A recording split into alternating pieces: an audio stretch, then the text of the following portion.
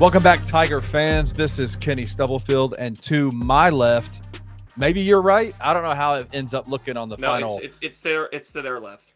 To their left Yes. is my guy, Roman Cleary. Y'all know Roman. What's up, Roman?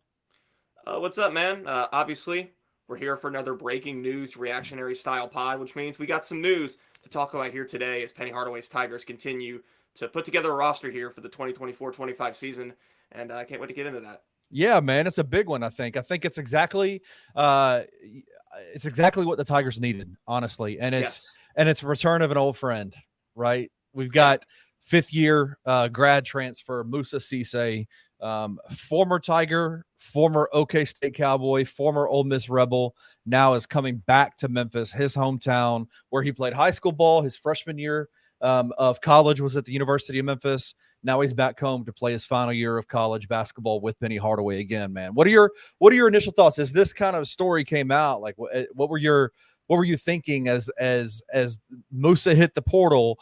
Did you immediately go, this is somebody Penny needs to be targeting?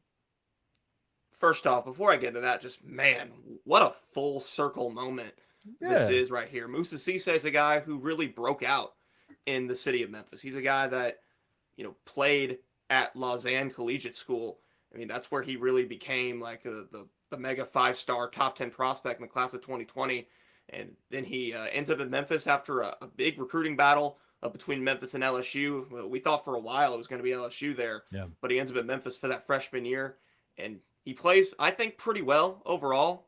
Considering like his skill set.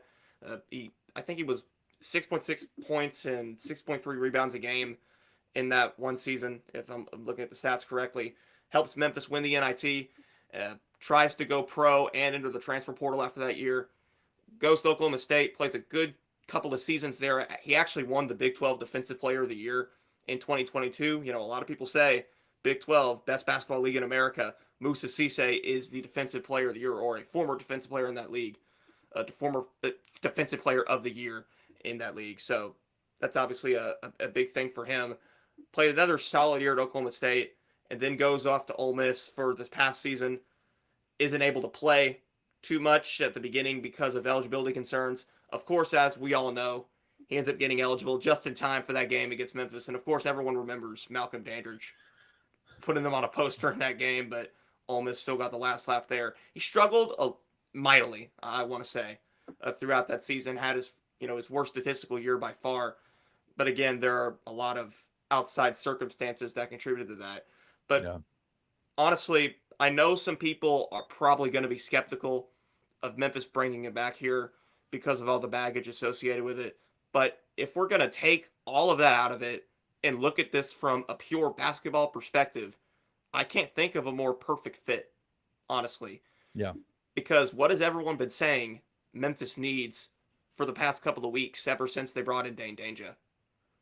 They need a rim runner. They need a defender. They need a guy who can block shots. Is that not Musa Cisse? Hey, guess what? Cisse. Guess what Musa's good at? All of that, what you just said. Yes, right? All of it. And he is still very much limited offensively like he was in the 2020-21 season when he was here at Memphis. So don't expect a major improvement there.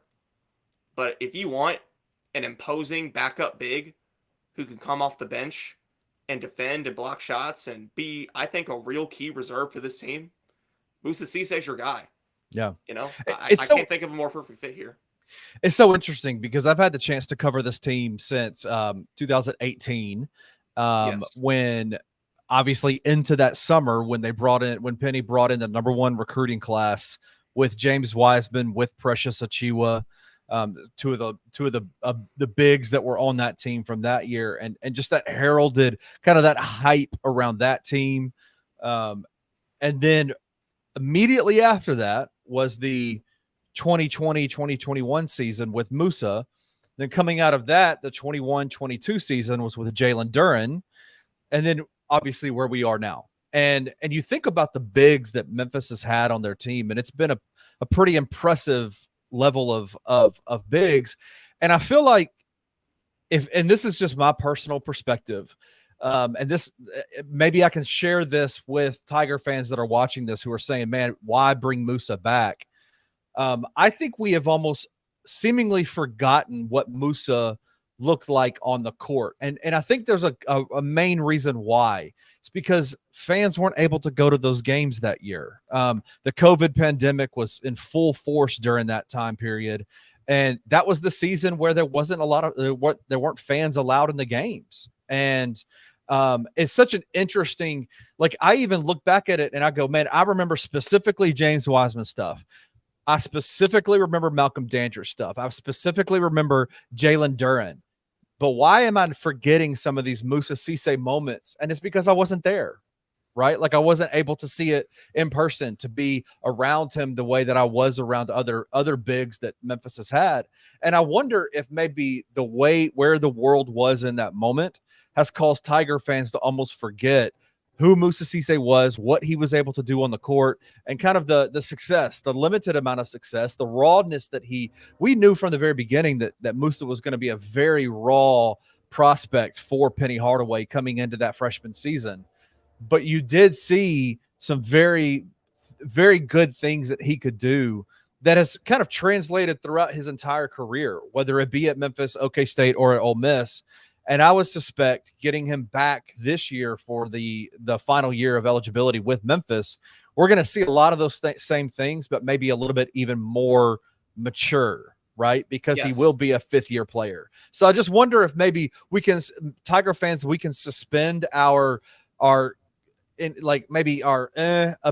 this because we don't necessarily remember what he was able to do, and just trust that Musa Cisse is that guy that Tiger fans have been clamoring for since the offseason.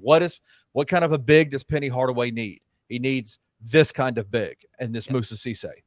Yep, rim runner, 7 foot, world-class defender, incredible shot blocker. I mean, that's Musa Cisse. Yeah. Now, of course, he had his struggles when he was here, undoubtedly, especially in the offensive end. Was pretty bad at the charity stripe, which isn't great. Had his struggles in terms of even doing simple things like catching the ball. But then again, we knew he was going to be a raw prospect from the beginning. So when you kind of put those growing pains off to the side, I thought he was a very quality starting big for Memphis during his 1 year here. Up to that point, he did help Memphis to its most successful season at the time in the Penny Hardaway era. I mean, that was a team that, yes, missed the NCAA tournament, but COVID-19 really interfered with a lot of the potential quad 1 and quad 2 opportunities that Memphis could have gotten during that season. And hypothetically, if Memphis wins some of those games, they find themselves in the round of 60, in the field of 68. And a lot of people were saying during that season, hey, Memphis may not have deserved to make the tournament because they didn't gather the resume to do so, but they were good enough to not only make the NCAA tournament, but advance pretty deep into it. So we got to remember that Musa Cisse was a part of that group that ran through the NIT. That NIT run they had, ran through it. It wasn't even really a discussion. Yeah. I think maybe the Boise game got a little bit dicey or something like that, but besides a little bit. That, it really wasn't a competition. Memphis was clearly far and away the best team in that field. They ran through the NIT and really set the program on a trajectory that you catapulted to parlayed that into an NCAA tournament the next year. Yeah, back-to-back NCAA tournaments. And Musa Cisse was a part of that. And I think we got to remember that as well. Yeah. So Musa Cisse was a consummate winner as a freshman at Memphis, or at least was a part of a team that was a consummate winner. So you want to bring in winning players. And Musa Cisse has proven to be a winning player everywhere he's been. Now, he hasn't been to the tournament just yet, but I think he's proven to be a winning player. And this is a pretty winning addition for me. This is a move that a winning basketball team makes. He's not the flashiest guy in the world. He's not a guy who's going to score 20 points a game, but he's going to fill a role that not a lot of players can fill. I agree, 100%. And a role that, quite frankly, a lot of teams need. Yeah. So I think Memphis is very fortunate to have him back in the fold this year. I mean, he and Danger complement each other perfectly, in my opinion. Okay, let's do this. Let's do this before you keep going. Yeah. let's answer some questions about Musa. You said Yeah. he's the kind of addition that winning teams make because he Yes. fills a role that a lot of winning teams need. So help Tiger fans understand, what is that role? Is Musa going to be automatically a starter coming into this year? Well, I think we mentioned at the top, he's going to be a backup big. He's going to guy who's going to come off the bench. I mean, considering the way that Memphis recruited Dane Danger, you know what they're paying him in the NIL field of things. I mean, Dane Danger's your starting big, and he should be. He should be. But Musa is still going to have a very important role in this team. Just because he's coming off the bench, don't let that fool you. I still think he's going to get a very significant role here at Memphis as an energy guy, a veteran leader, a big who can, run the floor, be a big energy spark, right, block shots, and basically turn the tide for Memphis in a lot of ways whenever he's in the game. So just because he's going to be a guy that comes off the bench, don't let that undervalue the significance of this addition. Just don't. He's going to be a very significant part of the team, even as a bench player. If we are talking about kind of his role, him coming off the bench, obviously that means at this point we have Dane Danger starting with Nicholas Jourdain in the front court. That'll be your starting 4 and 5. Let's run through some different lineups that we could possibly see with Musa on the floor, right? Like, so obviously you have you have Nick Jourdain and Dane Danger starting As of now.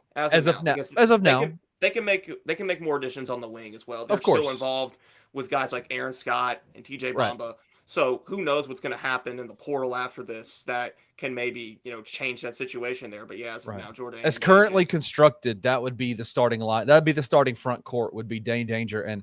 But how do you see, could we ever see a Musa Cisse Dane Danger backcourt or front court together? Like, will they get minutes together, you think? How does that work?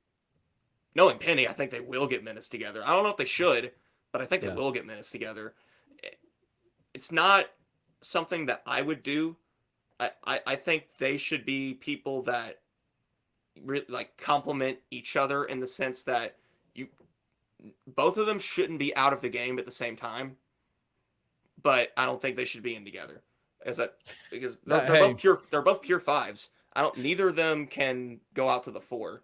So that's the only reason I say that. If you want to go super big for a spark, I think you can maybe do it for a few minutes, but that's not something I would do for an elongated time. Knowing Penny, what we've seen, we're going to see a Nick Jourdain. Oh no, you're definitely going to see it. Sure. Dane Danger and Musa Cisse on the floor at the same time. All 3 of them at the same time. I don't know how long we'll get that, but we're definitely going to get it at some point. We saw that last year. I think he got stuck in a rotation where he had Malcolm, Jordan, and Nick. Oh boy, was it Nick or was it? I think it might have been Tomlin on the floor at the same time, and it was just like it's probably both. Kenny was probably both.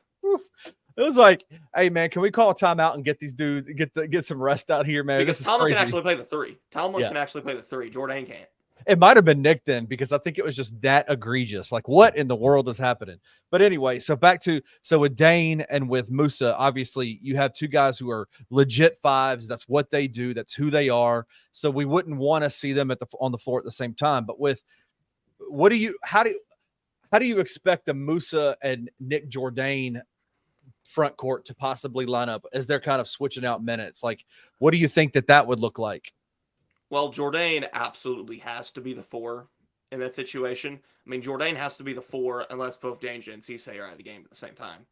Because Jourdain's a guy who can stretch the floor a little bit. He actually can step out into the perimeter and play from there a little bit. Cisse and Danger don't have that ability. So yeah, that'll be good. Well, how do you expect Musa to right now with the guys that Memphis has targeted and who they have committed in that backcourt? They have PJ Haggerty at the 1. They got Colby Rogers at the 2 right now. And we haven't talked about Colby yet. We haven't talked about him yet. Well, dadgum, let's get to Colby for a second. How do you think? How does Musa's game fit in with those kinds of guards, that kind of backcourt? Well, I mean, Musa is a a fantastic rebounder, a fantastic screen setter. He's a guy who just takes up space. And when you have someone like Colby Rogers, who purely plays from the perimeter most of the time on the offensive end, you need a guy who can take up space and subsequently give Colby Rogers space to work. So I think Cisse's a very good fit there. I think Colby Rogers is a fantastic, fit as well, just next to PJ Haggerty. If Haggerty's your facilitator, your driver, your focal point of the offense, Rogers is a great complement because he can create a little bit, but of course he's known for his ability to shoot and just his ability to score. What did we talk about when PJ Haggerty came in a few weeks ago? You need to get a second scorer beside him, under the assumption at least that David Jones will not return. Of course, he declared for the NBA draft officially on Saturday. So that process has officially started for him. And assuming he's not back, Colby Rogers is a guy that can be that secondary scorer to, help Haggerty out in that department. So I just love what Rogers is going to bring to this team as well. And I think he should fit very well next to a player like Cisse. Yeah. Just to kind of clear it up for Tiger fans, we fully expected David Jones to do this. This is a smart decision by David Jones, to go and to test the draft waters to figure out. Do you think, I know a lot of folks are kind of picking up on this. This is a big deal. Do you think it's a big deal that he didn't also at the same time enter the transfer portal? I think that's encouraging from Memphis's perspective. I mean, he's not going to be a grad transfer. I think that's something we have to remember. I don't think he's going to be a grad transfer because for those who don't know, he actually used his grad transfer year to play for Memphis this year. Right. So he's not eligible to get another grad transfer year, meaning that he has to adhere to the undergraduate portal deadline, which I think is like May 1st or something like that. May 1st. Yep. So he's got 9 days, basically 10 days. And let's be honest, if he was going to do it, he probably would have done it by now. Of course. Assuming that his options are between NBA and Memphis, that's a 50-50 shot right there. I'm for it. Memphis fans, I think you got to feel encouraged by that he's not, assumingly not going into the portal. Yeah, absolutely. Let's get to Colby for 1 second, man. Just for a few minutes, we've got in time left. We haven't had a chance to talk about Colby Rogers and his commitment to the Tigers, but man, you mentioned him already in terms of like what he offers, in terms of a backcourt mate with PJ Haggerty. But what has like really stuck out to you about Colby Rogers' game, and what has got you excited about his addition? Well, I mean, it's obviously the shooting. Let's not kid ourselves here. It's the shooting. 40% from deep on 7 attempts a game. That's insane. It's absurd. Especially for a Wichita team that wasn't any good from beyond the arc. Wichita State was a terrible 3-point shooting team, and yet Colby Rogers still put those numbers up. We have to I know every show that we've talked about Colby Rogers on, we have highlighted these numbers. And I just need people to understand there's a reason why we keep doing it, because those numbers are absurd. Like those are, I mean, 7. That's not normal. 40% on 7 attempts a game. That's not normal. And he's done it multiple seasons in a row, essentially. Right. Yeah. That's not a 1-year wonder like Jaquan Walton was. Well, so that's the thing. And I think that's one of the things, and maybe you can hit on this for me. I've heard a lot of people say, oh, Wichita State got long hair, shooter from Wichita State. Reminds me of somebody else. I've heard that from not only content creators on Bluff City Media's network, but also fans at the same time. Why is Colby Rogers different from Jaquan Walton? Well, first off, he's not a wing like Jaquan. Jaquan is a 6'7" wing. Colby Rogers is a 6'4" 2 guard. So they're two completely different archetypes right off the bat. And as I just mentioned a second ago, Jaquan Walton's 3-point numbers at Wichita are completely different from what Colby Rogers did this past season for the Shockers. Right. Colby Rogers, again, we'll bring it up again. 40% from 3-point range on 7 attempts per game. Jaquan Walton was like a 20-something % 3-point shooter at Georgia. I mean, he wasn't that great with it at Shelton State either. But he goes to Wichita and shoots 40%. Yeah, but it was only like 2 or 3 attempts a game. Right. So you have a much higher volume with a guy like Colby Rogers, and yet the numbers remain the same. You still get that 40% percentage. And he's done it at multiple stops, at multiple programs, at Cal Poly, and at Siena. Like, he's been a sniper everywhere he's been. He those numbers are not a one-hit wonder. Like, we're not talking about Lecrae here. Kobe, like, come on, man. Kobe Rogers is not Lecrae.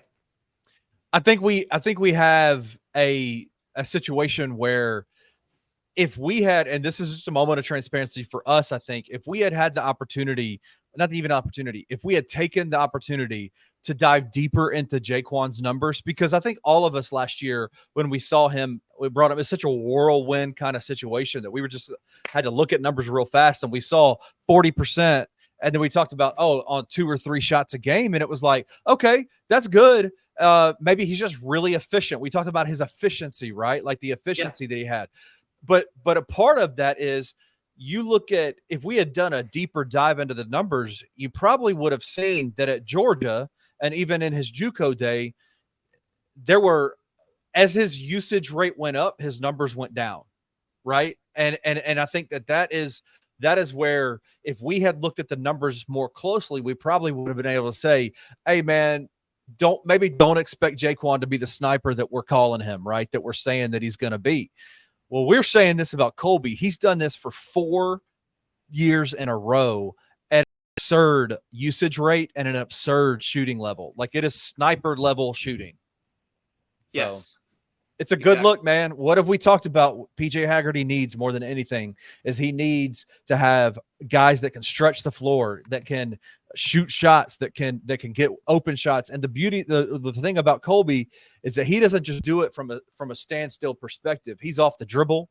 He's off picks. Yes. He's doing it in all the different areas of shooting that you need to be an effective shooter in college basketball. And so I think Colby is a fantastic pickup for Penny Hardaway in this Tiger team. Yeah. Cal Poly in 1920, he shot 36% from 3 on 4 attempts a game. Then he shot 32% from 3 on 5 attempts a game. He transfers to Siena for the 21-22 campaign, 42.9% from 3 on 6 attempts a game, goes to Wichita, sits out a year, comes back this past season, 40.9% from beyond the arc on 7.1 attempts per game. Like, absurd. You thought Jaquan Walton was efficiency? This is efficiency. Yeah, that 100% is efficiency, and that goes beyond efficient. That is electric, lethal. Yep. That's what Memphis is getting. Yep. Yep. And I think Memphis fans can expect to see that. Honestly, I think that he's done it at every place he's been. So, we'll see. But, man, anyway, let's close this thing down. Musa Cisse has announced his commitment to the Tigers, coming back home after 3 years away, after his freshman year at Memphis, going to OK State, going to Ole Miss. He's now back home for his final year of eligibility with Penny Hardaway, where he got his start at, man. And honestly, couldn't be more excited for the Tigers. I think it's a fantastic pickup. Yeah, definitely. Again, I know people are going to be a bit scared off by it because Musa didn't exactly work out here the first time, but he's older, he's more polished, and he brings the skill set that Memphis desperately needs in the front court right now. So if I were a Tiger fan, I'd be very thrilled with this addition for sure.